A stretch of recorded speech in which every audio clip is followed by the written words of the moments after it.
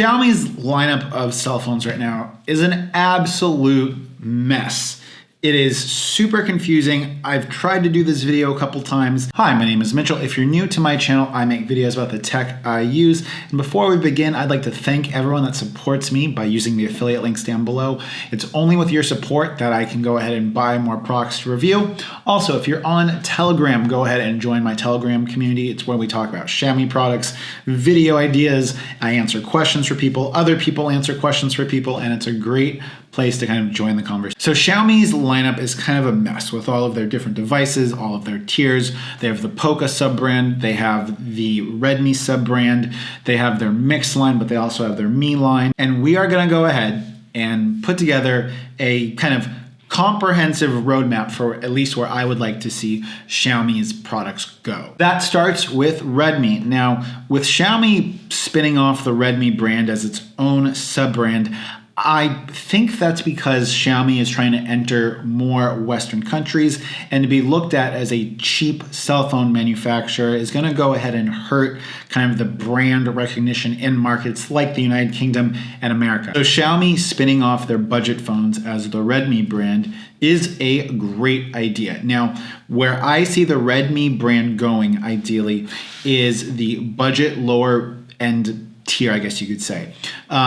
Their highest device should be either the Redmi Note 7 or the Redmi Note 7 Pro, which would have a mid-tier processor, in my opinion, something like a Snapdragon 636, or maybe an older chipset from a prior generation like a Snapdragon 660, which is a great processor. I love it. It powers my Mi Pad 4S, link to that video up here. But I think that Xiaomi should really focus on giving those phones the most processor and the most power for the lowest amount. The Redmi brand should have phones that kind of cap out at the $240, $250 price point retail. So whatever in the UK, that'd be like 230 pounds, 240-ish euros. And giving that kind of ceiling for that, we could either have a Redmi Note 7 with 6 gigabytes of RAM at that price point, or we could have a Redmi Note 7 Pro with maybe a different processor. But ideally, we kind of want to limit, right, how powerful the Redmi series is going to be.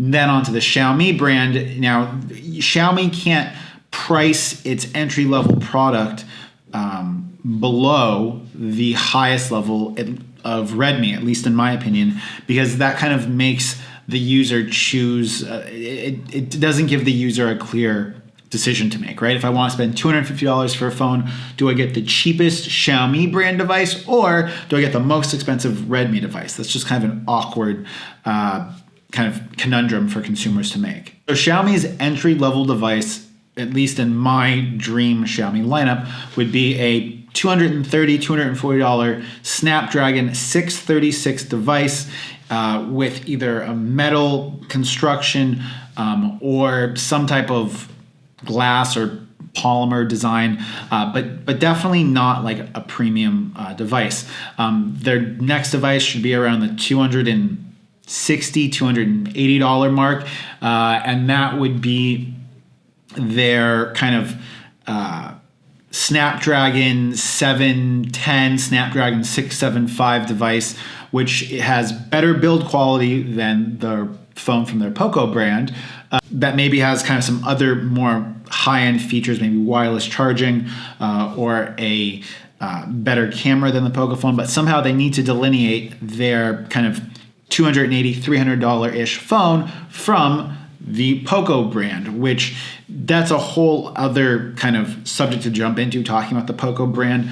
But there needs to be a clear delineation between Xiaomi's $300 phone and the Pocophone. It doesn't necessarily have to be processor. If you equipped it with, let's say, a Snapdragon 710, which is really, really close to the Snapdragon 845 in regards to performance, then maybe it would give users a better decision to make in regards to design, plus a slightly worse processor and equally good cameras. Then at the $300 mark, you have obviously the Poco brand. And I think that Xiaomi's going to try to do everything they can to keep the Poco brand right at that $300 mark, being kind of their ultimate value point for consumers. Now, above their $300 point, you're going to have the Mi series, flagship or kind of mid-tier flagship device, which is going to be right below the Mix line of devices. And the Mix line should be Xiaomi's no compromise series of devices that feature all the newest tech, like wireless charging, OLED screens, really good cameras, or the best cameras that Xiaomi has, and that is kind of Xiaomi's halo phone for the rest of the brand. And this gives users a kind of a clear path in regards to upgradability and what phones do they want to get in the future, or what sets phones apart. Now, along with these different tiers of phones, if Xiaomi wanted to go ahead and do a pure Android version of these devices for international markets, for non-Chinese markets, I think that presents its own kind of series of problems. But overall, I think that for the Western markets, if Xiaomi went pure Android and competed head-to-head with Nokia, that would do a lot for brand cachet. But we can talk about Nokia versus Xiaomi in the mid-tier segment in another video. And if you want me to talk about that, let me know in the comment section down below. It's getting dark over here in Hanoi. And until next time, guys, it's been Mitchell. Peace.